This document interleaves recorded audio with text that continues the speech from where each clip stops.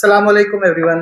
Welcome back to my channel life is सफ़र। मेरा नाम ज़ीशान है और आज जो हमारा एक सीरीज चल रही है इल्म का सफ़र, उसको आगे बढ़ाते हुए आज हमारे साथ आबिद भाई हैं जो कि नासा प्रोफेशनल है, एक्स नासा प्रोफेशनल है।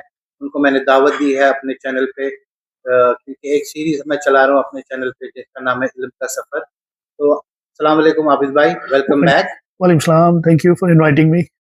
अमित भाई, आज जो आपने टॉपिक चुना हुआ है इल्म के सफर में, प्लीज उसके बारे में थोड़ा मेरे ऑडियंस को। तो आज का सफ़र जो है वो इल्म का एवोल्यूशन दूसरे एंड से हम देखेंगे कि किस तरह इल्म नया इल्म बनते हैं और फिर उनकी टेक्नोलॉजी में अडॉप्शन कैसे होती है। और स्पेसिफिकली हम एआई का देखेंगे जो आजकल हॉट टॉपिक है, और इसको आप ये भी कह सकते हैं कि जो इल्म वहाँ से शुरू हुआ था ग्रीक से, ग्रीस से, वो अब उसकी इंतहा कहाँ तक है, मतलब एक बड़ा मेजर माइलस्टोन है। तो उस पहलू से हम इल्म का सफ़र देखेंगे, यानी दो चीज़ें, नया इल्म बनता कैसे है और उसका लेटेस्ट वो कहाँ खड़ा है। आबिद साहब, सबसे पहला सवाल मेरा आपको, मैं आपसे ये पूछना चाहूंगा कि आप तो जब हमने शुरू किया तो हमने कदीम ज़माने के जितने भी इंटेलेक्चुअल थे, जैसे एरिस्टोटल थे, प्लेटो थे, इब्न बतूता, जिनके बारे में आपने अभी बताया था इससे पहले वाली जो हमारी एपिसोड्स थे उसमें आपने बताया था इल्म के सफ़र में, आज आप सीधा एआई की बात कर रहे हैं। तो ये एआई क्या कोई नई बात है जो आप लेके आ रहे हैं, या ये भी उसी तरीके से आ रहा है आगे जैसे कि इंसान की एवोल्यूशन हुई या जो नॉलेज हमारे पास आई टाइम टू टाइम? तो क्या ये पुराना ही इल्म है जो कि एवोल्यूशन और इनोवेशन का, जैसे कंप्यूटर आए, इन सारी चीजें जैसे तब्दीलियां हुई दुनिया में, तो क्या ये उसका प्रोडक्ट है या ये कोई नई चीज है? अपने ख्यालात और अपने टूल्स एंड टेक्नोलॉजीज के पॉइंट ऑफ व्यू से ये बिल्कुल नई चीज़ है। यानी इसके जो बुनियाद रखी गई थी वो आप समझ सकते हैं कि 1957 में ख्याल पेश हुआ है। आर्टिफिशियल इंटेलिजेंस की 1957 में? हाँ जी, यानी जो मेन टूल्स एंड टेक्नोलॉजीज है ना, मतलब 1957 में परसेप्ट्रॉन बनाया गया था। अच्छा। और 1985 में पहली दफ़ा किसी ने आइडिया पेश किया था न्यूरॉन्स को, कंप्यूटर से न्यूरॉन को इस पर्पस के लिए यूज करने का। 1985? आबिद साहब क्या बात कर रहे हैं? 1985 बिल्कुल। ये हम जाके देख सकते हैं, वो जो पीएचडी थीसिस था जेफरी हिंटन का, वो मौजूद है और वो पढ़ना चाहिए। 83 है या 85 है, वो मौजूद है। और वहाँ से ये बात शुरू हुई और उन्हीं के स्टूडेंट थे ली कॉन, जो जिनको नोबेल प्राइज मिला था मेरा ख्याल है पिछले साल फिजिक्स में। ये एक अजीब बात है कि कंप्यूटर साइंस का अवार्ड फिजिक्स में मिला, खैर वो एक अलग बहस है। लेकिन ये, और बल्कि मैं आपको बताऊं कि इसमें जो मेन ब्रेक थ्रू हुई थी उस 2012 में हुई। 2012 से पहले ये इतना कामयाब नहीं हो रहा था, लोग बड़े फ्रस्ट्रेटेड थे, बड़ा खर्चा हो रहा था। लेकिन 2012 में एक अचानक एक एलेक्स नेट में एक इनोवेशन आई और उसके बाद से ये सारी चीज़ें 23 में मेरा ख्याल है chat GPT first time public हुआ। तो अपने टूल्स एंड टेक्नोलॉजीज के हिसाब से ये बहुत ही नया सब्जेक्ट है। Sir, I am right now just thinking like this is a latest technology, artificial intelligence. Am I right? Artificial intelligence, आप artificial intelligence की हाँ बात जी, कर? मैं एआई, इसको उर्फ आम में हम एआई कहते हैं। और इसकी जो, इसका जो एक वो जो फिलोसॉफिकल या शायराना गोल था वो तो बहुत पुराना है। वो तो शायद मेरा ख्याल है अरस्तू के ज़माने से हो शायद। लेकिन ये जो अभी जिसको हम एआई कहते हैं, ये जो सेट ऑफ टेक्नोलॉजीज हैं ये बहुत रीसेंट है। इससे पहले लोगों ने स्टेटिस्टिक्स को यूज करने की कोशिश की थी, एक डिफरेंट अप्रोच को यूज करने की कोशिश की थी, लेकिन वो अप्रोच अपने डेड एंड तक पहुंच गई। आबिद भाई, मैं आपसे अब एक सिंपल सा सवाल करना चाहता हूँ जो हर एक इंसान के दिमाग में चल रहा है कि आर्टिफिशियल इंटेलिजेंस है क्या? आर्टिफिशियल इंटेलिजेंस से अगर आप मुझे इजाज़त दें तो उसमें आने से पहले हम थोड़ा सा पीछे जाते हैं ताकि हमें ये पता चले कि आखिर इंसान चाहता क्या है, तो मशीन से शुरू करते हैं। मशीन जो है वो एक ऐसी चीज है जो इंसान के काम को आसान करे। फिर जैसे जैसे इंसानी तमद्दुन वहां पहुंचा, जब इंफॉर्मेशन की भी उतनी जरूरत थी जिस तरह मैकेनिकल कामों की जरूरत है, तो फिर कंप्यूटर इजाद हुआ। यहाँ मैं बड़े इख्तिसार से यानी बड़े सिंपली ये बताना चलूँ कि नई नॉलेज बनती कैसे है, क्योंकि ये चीज़ अभी जब मैं आर्टिफिशियल इंटेलिजेंस की बहस करूँगा तो उसमें बड़ा इम्पोर्टेंट है ये समझना कि ये बनी कैसे है। और तो नई नई इंफॉर्मेशन या नई नॉलेज बनती है कोई दो या दो से ज़्यादा एग्जिस्टिंग नॉलेज बेसिस के की कॉम्बिनेशन से, उनकी कन्वर्जन से। कंप्यूटर में सिर्फ दो चीज़ें कंबाइन हुई। एक था बुलियन अरिथमेटिक। डेविड बूल ने बुलियन अलजेब्रा इजाद किया था और उसको वॉन न्यूमन ने इस काबिल बनाया था कि वो इलेक्ट्रॉनिक्स में यूज़ हो सके। और दूसरी इजाद थी ट्रांजिस्टर, जो पहले ट्यूब्स में था और फिर बाद में सॉलिड स्टेट में बना। इन दोनों की कन्वर्जन से कंप्यूटर इजाद हुआ। और बड़ा ही सिंपल आर्किटेक्चर है।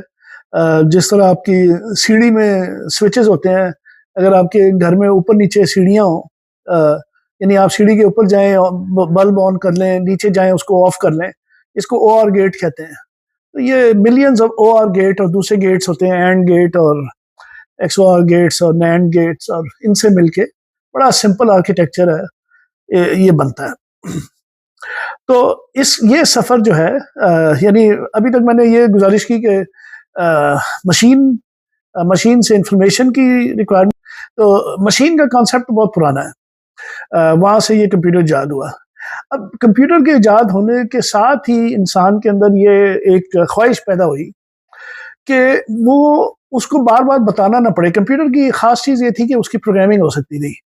अब वो प्रोग्रामिंग कर करके भी इंसानों का दिल था कि वो खुद अपने आप को प्रोग्राम करे। जब एक बार बता दिया, वो पैटर्न्स देख के, जैसे कि हमने बहुत सारी मूवीज देखी हैं, हॉलीवुड मूवीज में इन बारे में बहुत, जैसे टर्मिनेटर एक मूवी आई हुई थी जिसमें रोबोटिक्स दिखाया गया था कि वो कैसे काम करेंगे।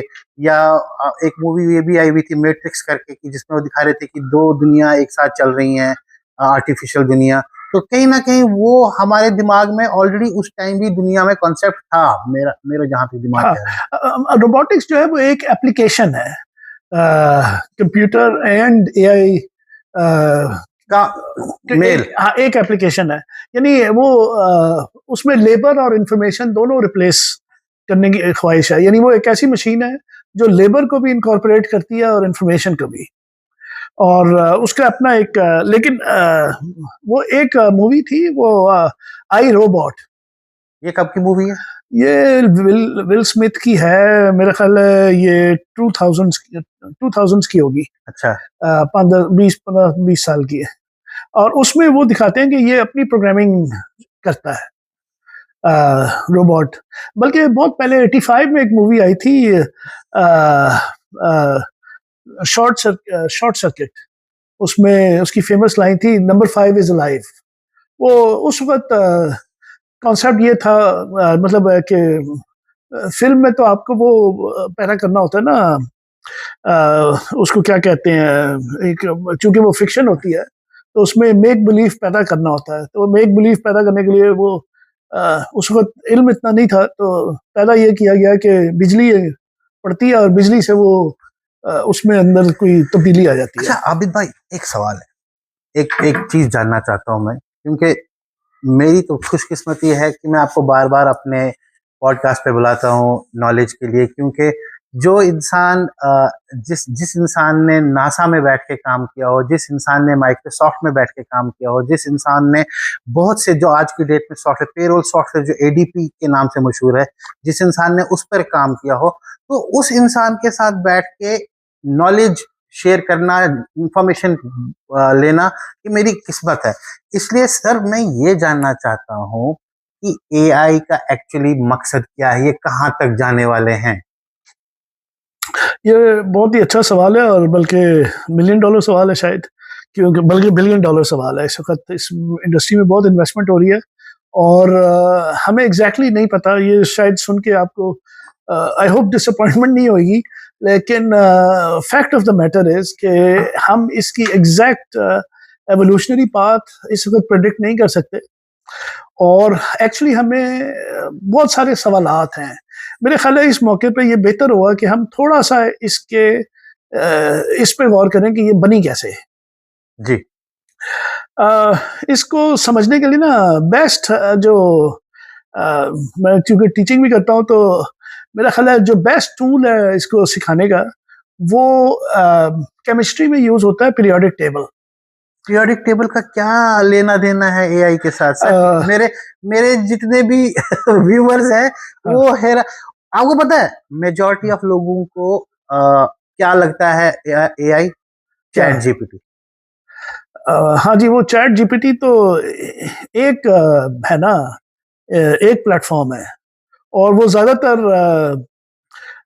देखिए इसमें अगर हम कंटेंट के पॉइंट ऑफ व्यू से जाए ना, तो वो टेक्स्ट कंटेंट ज्यादा मैनिपुलेट करता है। इसके अलावा इमेजेस, वीडियोस, ऑडियोस।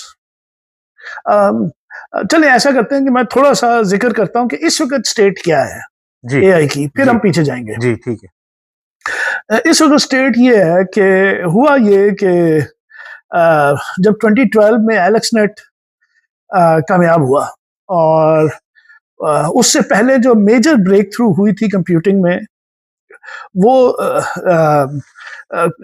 इसमें ये हुई थी कि वेक्टर मैट्रिक्स मैथमेटिक्स की इम्प्लीमेंटेशन हुई। और बैक प्रोपगेशन जो है, ये अभी इस वक्त टर्म्स को समझना जरूरी नहीं है, ये किसी और सेशन में हम टर्म्स को एक्सप्लेन करेंगे जब डीप डाइव करना हो। लेकिन मैं ऐसे ही ये इसलिए बता रहा हूँ कि ये प्रोग्रेस जो है काफी हद तक ये प्रोग्रेस जो है एक्सीडेंटल हुई है। यानी किसी ने बैक प्रोपगेशन का फॉर्मूला इजाद कर लिया, किसी को ख्याल आया कि ये मैट्रिसेस जो हैं इनके अगर हम वेक्टर बना लें तो हम डेटा जो है उसके कोएफिशिएंट बिल्ड कर सकते हैं जिसके थ्रू हम प्रेडिक्शंस कर सकते हैं।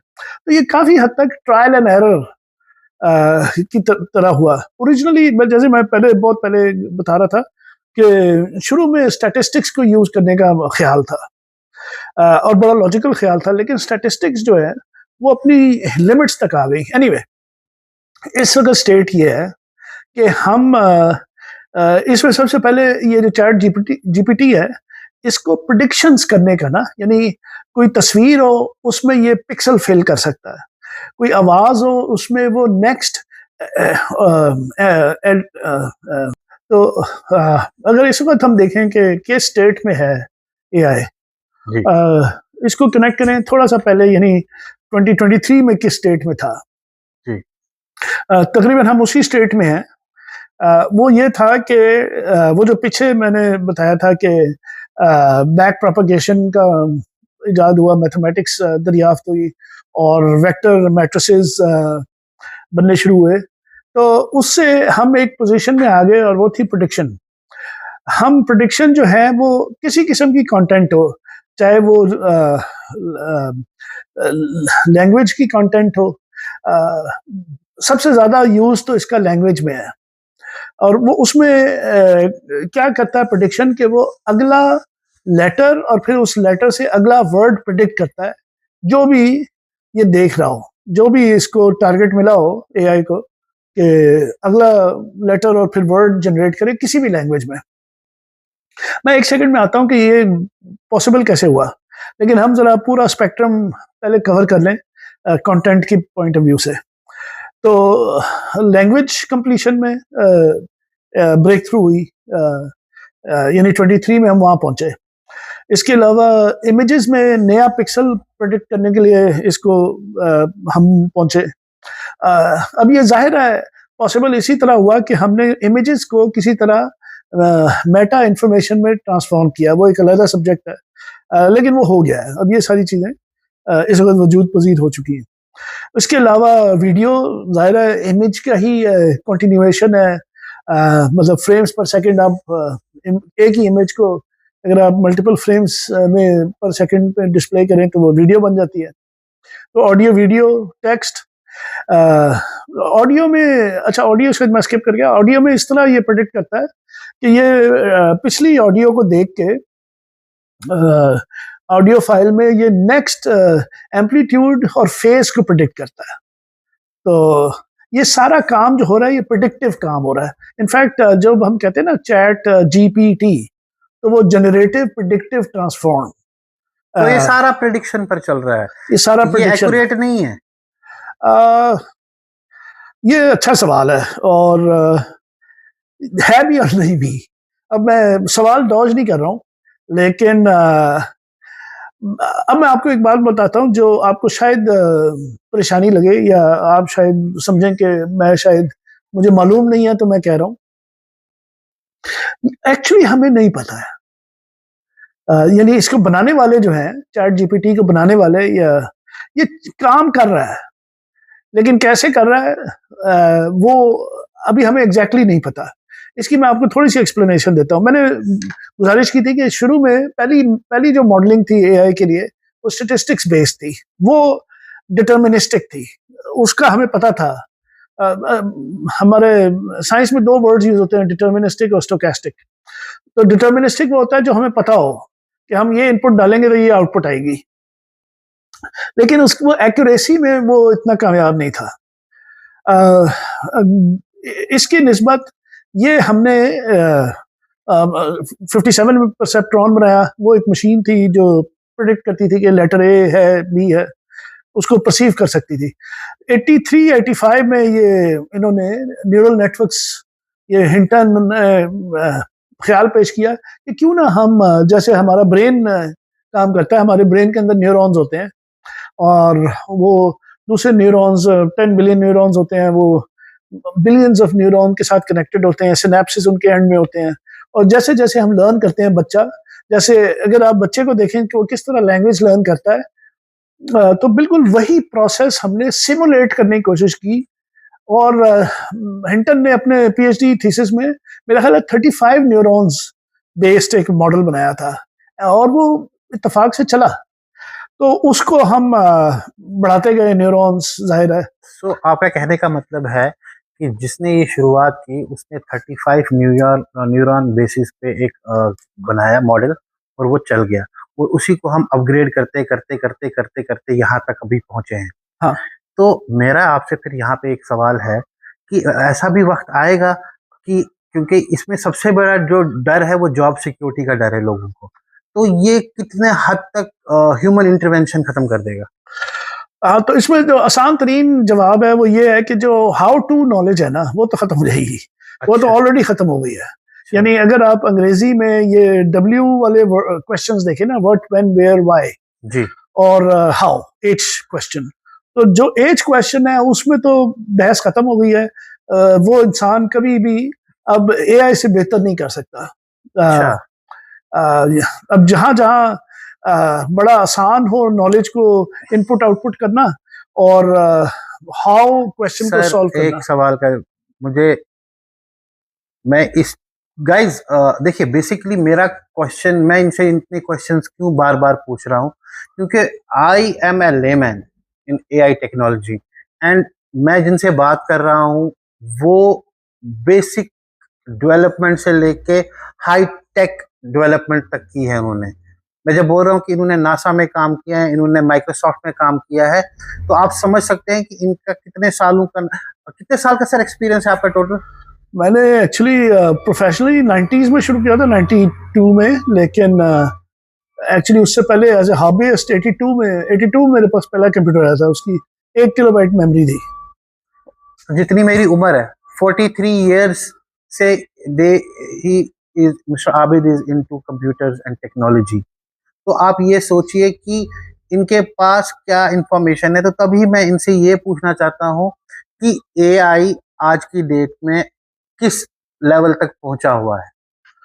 हाँ, ये आसान है, ये तो हम बता सकते हैं। और इस लेवल तक पहुंचा हुआ है कि हम तकरीबन कोई भी वीडियो जनरेट कर सकते हैं, ऑडियो जनरेट कर सकते हैं, ऑडियो को वीडियो के साथ इस तरह लिंक कर सकते हैं कि वो बड़ी नेचुरल लगे।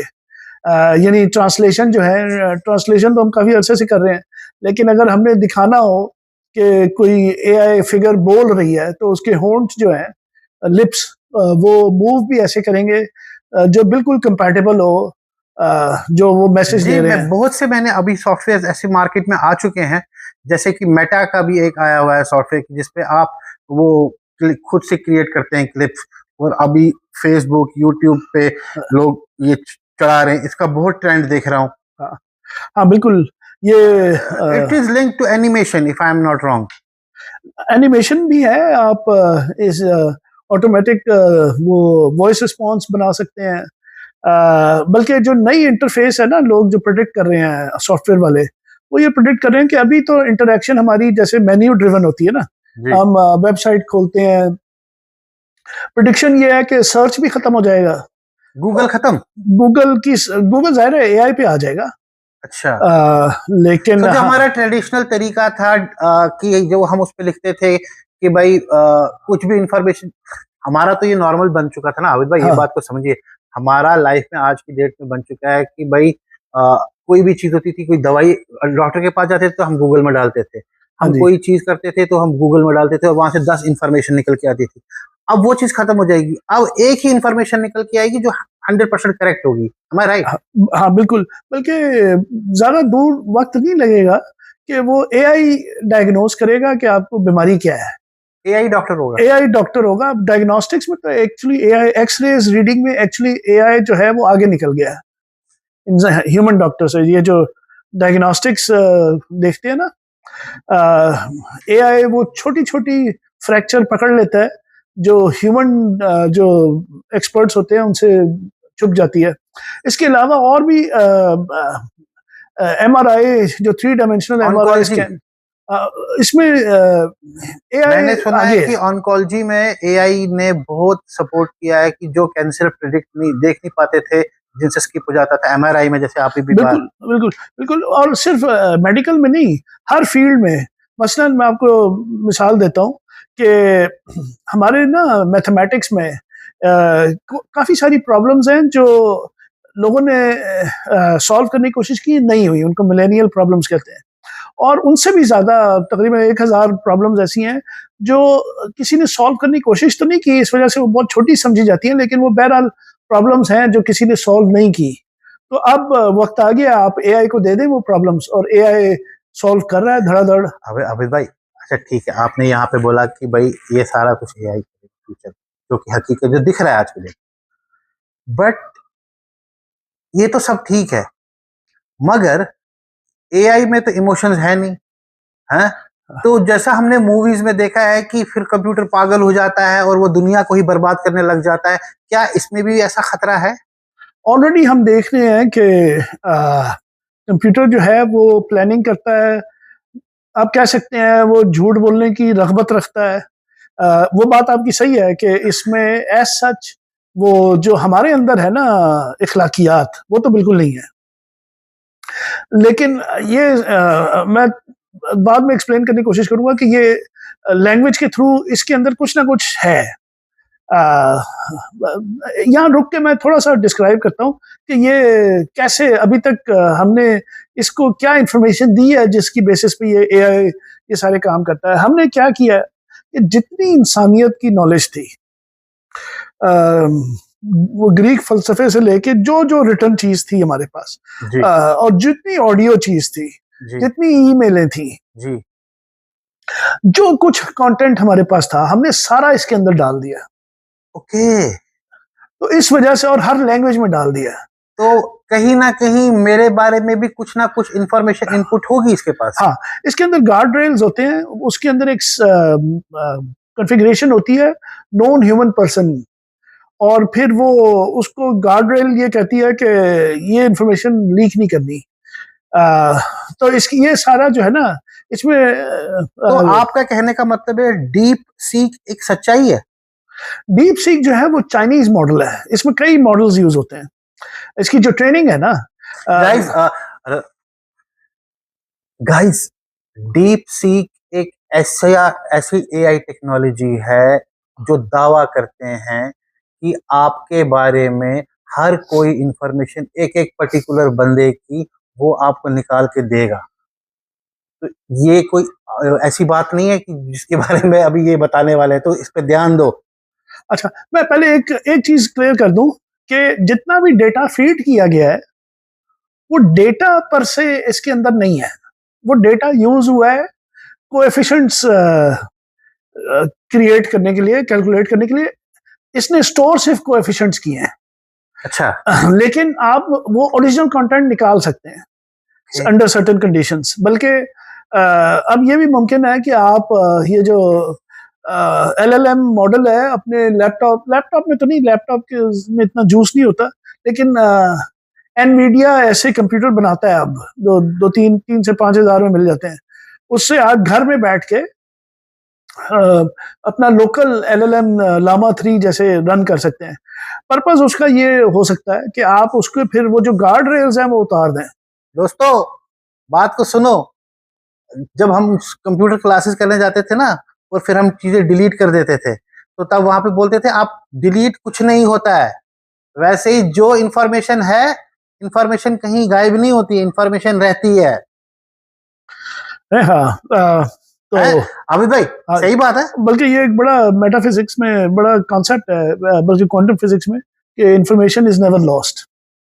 वो एक अलग एक साइड नोट है कि अगर आप ब्लैक होल से इंफॉर्मेशन गुजारें तो वो कैसे रिस्टोर हो जाती है, क्योंकि घुसते वक्त तो वो बिल्कुल तबाह और बर्बाद हो जाती है, लेकिन जब वो लीक हो जाती है तो वो कैसे रिस्टोर हो जाती है, वो एक अलग बहस है।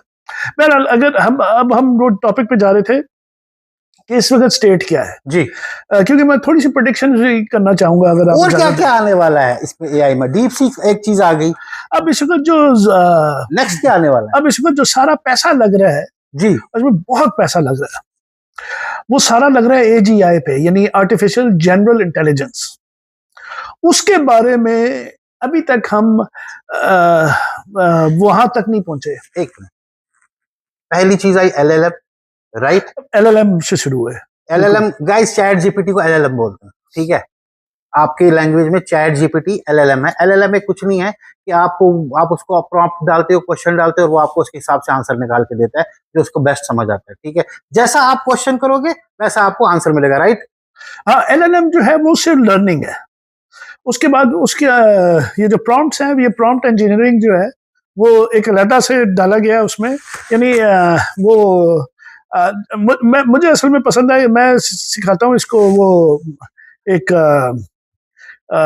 जैसे हम केमिस्ट्री में यूज करते हैं ना, वो टेबल, वो एटम्स का, मॉलिक्यूल्स का, उसको क्या कहते हैं, मैं भूल गया हूँ अचानक। Periodic table. Periodic table. तो वो जैसे उसमें नोबल गैसेस होती हैं, तो इसमें भी यानी वो होता है प्रॉम्प्ट, और एक ग्रुप होता है जिसमें ये प्रॉम्प्ट्स हैं और फंक्शंस हैं। यार सिंपल लैंग्वेज में इनका कहने का, और टेक्निकल बंदे हैं। सिंपल लैंग्वेज में जो भी हम कमांड, जो भी हम क्वेश्चन पूछेंगे ना, उसका भी एक तरीकेकार है, ठीक है? बट आप एक लेमैन को नहीं पता है तो 2 मिनट के लिए जो एक AI इंटेलेक्चुअल बंदा होगा, नॉलेज वाला बंदा होगा, उसको पता होगा कि इसमें किस तरीके से इंफॉर्मेशन डालनी है ताकि वहां से वो इंफॉर्मेशन ड्राइव की जाए, ठीक है? बट एक लेमैन तो अपने हिसाब से डालेगा तो उसको वो करेक्ट इंफॉर्मेशन हो सकता है नहीं मिले। ये LLM है, जैसे गूगल सर्च टाइप ऑफ, ठीक है? अब ये थोड़ा आपको ईमेल ड्राफ्ट करके दे सकता है, आपको बाकी चीजों में हेल्प करके दे सकता है, एक बेसिक चीज है। दूसरी चीज आई थी AI एजेंट। AI एजेंट का इन्होंने क्या किया हुआ था कि वो कुछ काम भी करके देता था, वो इनपुट लेता था, वो खुद से भी कुछ चीजें करके देता था। अब तीसरी बला आ रही है सर, क्या आ रही है सर? तो AGI, artificial general intelligence. My God, general intelligence का उसको उधर जाने से पहले हम थोड़ा सा पीछे जाते हैं कि आपने वो एक सवाल पूछा था कि इसमें एथिक्स नहीं होते, या वो बिल्कुल इसके अंदर जज्बात नहीं है, जज्बात वगैरह नहीं है, बिल्कुल सही है। डेंजरस, खतरा, कितना खतरा है। लेकिन मैं 2-3 मिसालें देना चाह रहा हूँ यहाँ समझने के लिए। अभी तक ऐसे हुआ है कि AI ने अपनी अपनी बचत के लिए, यानी अपने आप को जिंदा रखने के लिए, झूठ भी बोला है और ब्लैकमेल भी किया है सर अपने। क्या बात कर रहे हैं? हाँ जी, हाँ जी। सर क्या बात कर रहे हैं? सर मैं लास्ट टाइम बैठा हुआ था एक जगह, एक मीटिंग थी, एआई के प्रोडक्ट के रिलेटेड। मैं तो वहां पे खुले में बोला था कि एआई एजेंट अगर आपके नॉर्मल बंदे के बगैर बदले काम करेगा हाँ। तो वो झूठ नहीं बोलेगा, वो अपनी सेल बढ़ाने के लिए कोई ऐसी बातें नहीं बोलेगा जो एग्जिस्ट नहीं करती है। सर ये भी करता है। अब जहाँ तक झूठ का इंसान ताल्लुक नहीं है, बनाया। जहाँ तक झूठ ना बोलने का ताल्लुक है ना, एक्चुअली यहाँ मैं आपसे बड़े अदब के साथ इख्तलाफ करूंगा। एआई असल कसर से झूठ बोलता है। पहले जब पहले वर्जन आए थे चैट जीपीटी 23 में, वो 20% झूठ बोलते थे। अब ख्याल ये है, उसके बाद एक री इंजीनियरिंग किया, प्रोसेस फ्लो वर्क फ्लो को री इंजीनियर किया और रैग बनाया गया। रिएक्टिव रैग मेरे जहन में नहीं है क्या है, उसके एब्रीविएशन है एक्शन। तो चैट जीपीटी जब 23 में था तो वो 20% झूठ बोलता था। अच्छा। उसको हम कहते हैं उर्फ आम में हेलुसिनेशन। ओके। उसके बाद उसको कंट्रोल करने के लिए रैग बनाया गया, reactive augmented generation. Layman language में हमारी लेमैन लैंग्वेज में वो ये होता है कि जो प्रॉम्प्ट आप डालते हैं जी, पहले वो उस पर थिंकिंग करता है और वो जाके एक्चुअल करंट वेबसाइट से इंफॉर्मेशन पिक करता ये है। तो मैंने भी किया है। कि अब ऐसे बताऊंगा, एक एग्जांपल दूंगा अच्छा, कि मैं एक प्रोजेक्ट रिपोर्ट बना रहा था, ठीक है, और मैंने एआई से हेल्प मांगी तो उसने एक रिपोर्ट बना कर दी, मगर ये रिपोर्ट कुछ अट्रैक्टिव नहीं लग रही थी सेल्स पिच के हिसाब से। तो मैंने उसको बोला यार इससे मेरे को फायदा नहीं होगा, तो उसने 2 मिनट में मुझे ऐसी रिपोर्ट बना के दी जैसा मैं चाहता था। तो ये बात मैंने प्रैक्टिकली हाँ, की है। और जितना आप नाइस होंगे ना वो उतना ही झूठ बोलेगा आपसे। मतलब वो आप जिस तरफ उसको रीडायरेक्ट करेंगे वो उस तरफ चलना शुरू हो जाएगा। और ये याद रखें कि वो जो सारा कंटेंट हमने मैनकाइंड की जो कंसोलिडेटेड लाइब्रेरीज इसके अंदर डाली है वो इसके अंदर स्टोर्ड नहीं है। उसके सिर्फ जो जनरेटिव कोएफिशिएंट्स हैं वो स्टोर्ड है। अच्छा। तो इस वजह से उस बेचारा वो अपनी तरह से झूठ नहीं बोल रहा होता, हमने सिखाया ही उसको जनरेट तो करना है। झूठे नहीं बनाया तो झूठ ही हाँ, बोला।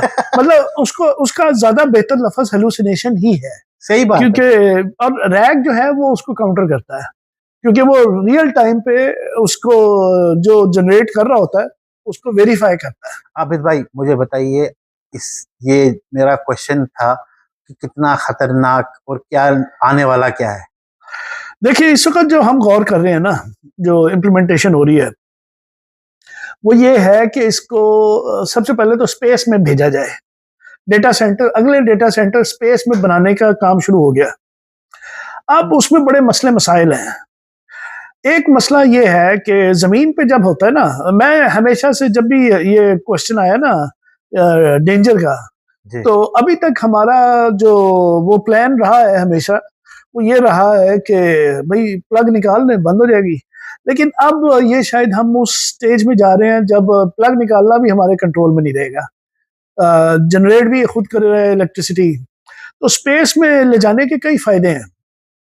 एक फायदा ये है कि 24 घंटे सनलाइट होगी, लेकिन बड़े नुकसान लेकिन चैलेंज भी है टेक्निकल। उसकी वजह ये कि जमीन पे जो डेटा सेंटर है वो एक जगह नहीं होते, मतलब कंप्यूटर एक जगह पड़ा हुआ है, बिजली कहीं और जनरेट हो रही है, हो सकता है हजारों मील दूर हो रही हो, और जो दूसरी चीजें हार्ड डिस्कें कहीं और बन रही हैं। स्पेस में जब जाएंगे तो एक ही जगह हर चीज होगी। तो ये, और वहां पे जैसे मैंने पहले ही कहा कि ऐसा हुआ है, कई वाकयात हुए हैं जिसमें इसने अपनी क्या कहना चाहिए, अपनी जान बचाने के लिए, यानी अपनी कंटिन्यूटी के लिए लोगों को डराया भी है, धमकाया भी है, अपने मौजूदों को, अपने इन्वेंटर्स को, और ब्लैकमेल भी किया है।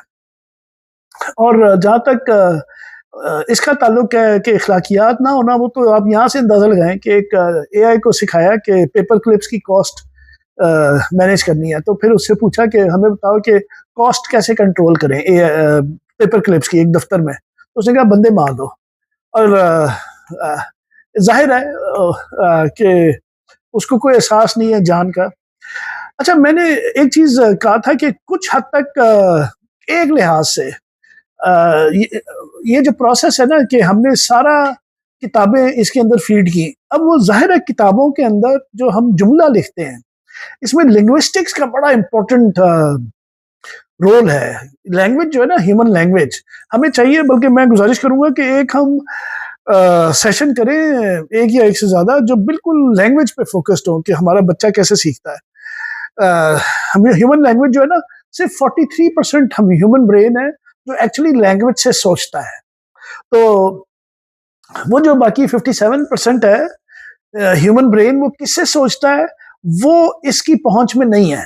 अभी कोशिशें हो रही हैं कि हम जैसे 3D प्रिंटर से हम स्मेल जनरेट करें और दूसरी चीजें, क्योंकि अभी तक हो ये रहा है कि एआई की जो फिजिकल एडॉप्शन है उसमें मसला ये होता है कि हमारी जो बॉडी काम करती है वो आउट ऑफ सिंक हो जाती है, और हमारी बॉडी अगर आउट ऑफ सिंक हो जाए, जैसे हम एआर गॉगल्स लगाएं, तो उससे फिर हमारी बॉडी फिर रिएक्ट करती है, नॉर्मली वॉमिटिंग होती है। तो खैर वो बहुत आगे की प्लानिंग है। अगर हम इस वक्त में आए तो इशू ये है, मैं अभी तक एक्चुअली अपने जहन में वही सवाल पूछ रहा हूँ कि हम कहाँ तक जाएंगे। एजीआई, कभी मैं सोचता हूँ कि हम एजीआई कर लेंगे, लेकिन मेरे ख्याल में नहीं, हम एजीआई इस वक्त मेरा ख्याल है कि हम एजीआई तक नहीं पहुंच सकेंगे। और अगर हम एजीआई तक नहीं पहुंच सके तो फिर ऑल्टरनेट रूट ये होगा। एजीआई है क्या? एक आम आदमी, मेरे जैसे बेवकूफ आदमी के लिए एजीआई क्या है?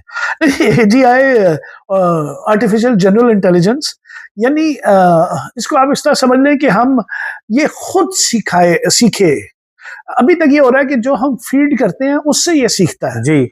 अब हम ये चाह रहे हैं ऑलरेडी ये खुद अपने आप को सिखाए। अभी अभी ऑलरेडी हम लोग मशीन असिस्टेड लर्निंग कर रहे हैं जी। हम लोग, बल्कि कहना चाहिए ह्यूमन असिस्टेड लर्निंग दे रहे हैं इसको। अब हम कहते हैं ह्यूमन को हटाओ। हाँ, हम ये बिल्कुल हम ये चाह रहे हैं, उससे फिर ये फायदा होगा कि ये फिर बहुत ज्यादा हमारे जो है ना बहुत ज्यादा डेटा की एक्सेस हो जाएगी इसके पास। क्योंकि अभी हमें बुक्स को डिजिटाइज करना पड़ता है, ईमेल उसको मेटा डेटा ऐड करना पड़ता है, ये सब चीजें हम चाहते हैं कि ये खुद ब खुद एक पूरा जीता जागता एक इंसान की तरह एक एंटिटी हो, रोबोट हो, जो चलना फिरना शुरू कर दे और हर चीज देखे। सो बेसिकली ये रोबोटिक्स का ही एक एवोल्यूशन है। हाँ, मतलब भले वो सिर्फ इंफॉर्मेशन तक उसकी इंटेलिजेंस, मतलब कहने का है कि ये बेसिकली हम ब्रेन को और हाँ कर रहे हैं एक्टिवेट। हाँ, लेकिन उसमें जैसे मैंने गुजारिश की कि हमारा जो ये राइट ब्रेन होता है, ये बल्कि लेफ्ट ब्रेन एक्चुअली, क्योंकि हम जो राइट हैंड है उसको कंट्रोल करता है लेफ्ट ब्रेन। लैंग्वेज जो है वो हमारे लेफ्ट ब्रेन होती है। आर्टिफिशियल इंटेलिजेंस मतलब ब्रेन।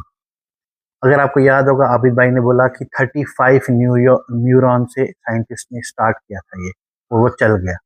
वो 35 न्यूरॉन आज कितने हजार, मिलियंस ट्रिलियन न्यूरॉन बन चुके होंगे।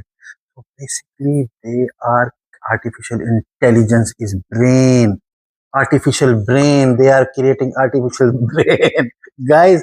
ये कोई इंसान या कुछ नहीं बना रहे हैं, ये आर्टिफिशियल ब्रेन बना रहे हैं हमारी लैंग्वेज में। चलिए, सही बोल रहा हूँ मैं? बिल्कुल बिल्कुल सही है, काफी एक्यूरेट है। बल्कि आप सोचें कि अगर हमारी तो लिमिटेशंस है ना, हमारी शॉर्ट टर्म मेमोरी में ना 7 चंक्स ऑफ इंफॉर्मेशन के साथ हम डील कर सकते हैं। इसीलिए आप देखें कि हफ्ते में 7 दिन होते हैं, 12 महीने होते हैं। हम अक्सर चीजें जो हमने जहन में उंगलियों में गिननी होती है ना, वो अक्सर 7 के अराउंड होती हैं। जैसे आपको अगर मैं, जैसे एक बहुत बड़ा मेमोरी का एक्सपेरिमेंट होता है, 3 डेक ऑफ कार्ड्स जो है ना वो शफल करके वो उनको बोलते हैं, जो पार्टिसिपेंट्स होते हैं इस गेम में, उनको बोलते हैं मेमोराइज करो। उनको मेरा ख्याल है 1 2 3 सेकंड मिलते हैं एक कार्ड मेमोराइज करने का। उनके सामने फेंकते हैं, फिर उनको शफल करके दोबारा चलाते हैं, और फिर उनको बताना होता है कि कार्ड का सीक्वेंस क्या है। तो ये सब चीजें ह्यूमन की लिमिटेशन है, मशीन की कोई लिमिटेशन नहीं है इस सेंस में। ना शॉर्ट टर्म मेमोरी की लिमिटेशन है, ना शॉर्ट टर्म से लॉन्ग टर्म के माइग्रेशन में कोई प्रॉब्लम है। वो सारे दुनिया के फैक्ट्स जो है इंस्टेंटली उसके पास मौजूद है। जैसे चेस है, चेस में जो एक्सपर्ट होते हैं उनको सारी मूव्स याद होती हैं। कंप्यूटर को तो अब हम थोड़ा रैप अप की तरफ चलते हैं। पहली बात तो ये है कि आप अगर इसको इस्तेमाल नहीं कर रहे तो आप बहुत अपॉर्चुनिटी मिस कर रहे हैं। आप ज़रूर इस्तेमाल करें, इस्तेमाल करने में कोई ख़तरा नहीं है, बल्कि जिस तरह मैं करता हूँ, मैं 5, 6, 7 यूज़ करता हूँ इकट्ठी, और एप्लीकेशंस, एआई हाँ, मतलब जितने प्लेटफ़ॉर्म हैं, टूल्स हैं। ग्रॉक है, क्लॉ है, ओपन क्लॉ, अगर मैंने प्रोग्रामिंग करनी है, अब मैं कोड मैंने सारी उम्र कोड लिखा है, अब मैं कोड इसी से लिखवाता हूँ, और वो प्रॉम्प्ट बोलते हो कि लिख, ये लिखता है, हाँ, उसको बोलें वेबसाइट बना दो, वो बना के दे तो देता है। वो उसको बस वेबसाइट का नाम बताएं, वो अगर कोई बनी हुई हो, वो कहाँ-कहाँ से इंफॉर्मेशन ला के वो खड़ी कर देगा वेबसाइट पूरी। आबिद भाई, आपका बहुत बहुत शुक्रिया, आप हमारे पास आए, आपने अपना कीमती टाइम निकाला इस मुबारक महीने में रमज़ान के, और आप हमारे पास आए, आपने एआई के बारे में मेरे जितने भी फॉलोअर्स हैं और जो मेरे जितने भी ऑडियंस है, आपने उनके साथ ये इन्फॉर्मेशन शेयर की। बट मुझे लगता है ये जो आपने इन्फॉर्मेशन शेयर की, ये तो अभी इंट्रोडक्शन ही है, इसमें अभी बहुत सी लेयर्स हैं। तो बिल्कुल, जो फीडबैक आपको मिलेगा, आपके ऑडियंस फीडबैक दें, किस डायरेक्शन में वो ले जाना चाह रहे हैं, क्योंकि इसमें तो हम बहुत टेक्निकल भी जा सकते हैं। हम एजीआई एक्सप्लेन करेंगे, मेरे खदशात क्या हैं, और किस हद तक ये एजीआई कामयाब होगा, नहीं होगा, स्पेस में डेटा सेंटर बनेंगे, नहीं बनेंगे, उनमें क्या प्रॉब्लम है, ये सब चीज़ें हम एडवांस टॉपिक्स हैं, उसको डिस्कस करेंगे, और फिर पीरियोडिक टेबल से कैसे हम यूज़ करके हम कैसे समझ सकते हैं एआई को। तो ये अगर कोई फीडबैक दें नाज़रीन, तो उसके बेस्ड ऑन दैट फीडबैक हम चल सकते हैं इस पे। Thank you so much Abid साहब, आपका हमारे साथ जुड़ने के लिए। सो आपका बहुत बहुत शुक्रिया। And thank you for inviting me, thank you, बहुत शुक्रिया। Guys, please subscribe to my channel Life is Safar, and ये जो हमारा इल्म का सफ़र है, ये सीरीज़ जो हमारी चल रही है, अब ये एआई पर ही चलेगी, अब अगले कुछ एपिसोड एआई पर आएंगे। सो अपने कमेंट्स, वो please share this with your other friends and people, क्योंकि ये बहुत इंपॉर्टेंट चीज़ है guys. AI is the new technology, है तो ओल्ड, बट अब न्यू टेक्नोलॉजी है, और ये हर किसी के लिए लाजिम है सीखना, क्योंकि एक दिन आएगा कि हर जगह एआई होगा। और अगर आपको एआई नहीं पता, तो हमारे साथ जुड़िए, हम आपको सब कुछ सिखा देंगे। Thank you so much, have a good day, bye bye, खुदा हाफिज।